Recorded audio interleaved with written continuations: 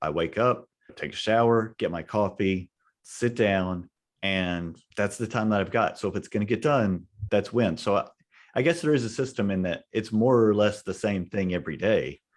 But then there's this weekend. You mentioned not being able to do things in very small increments of time, which I think is interesting how different people are wired. Because at one point this weekend, I had this idea about several lines of dialogue that I needed to get down before they escaped my brain and never came back. And so I looked at the clock and I was like, okay, I have 8 minutes, go.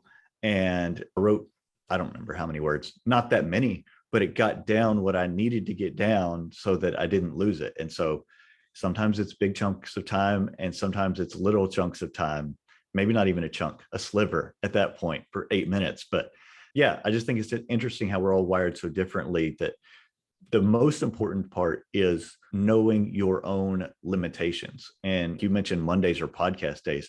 Sometimes that limitation is administrative stuff that has to get done, and knowing that today's not the day, and that's okay.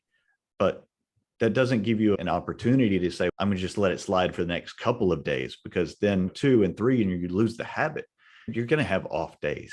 I started writing this fourth novel that I'm working on about a month ago, and I had a really productive 3 weeks.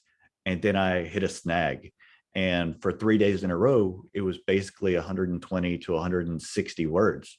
And it was like, okay, I know that this can't last, or else I'm not going to get the book done by Thanksgiving like I want to.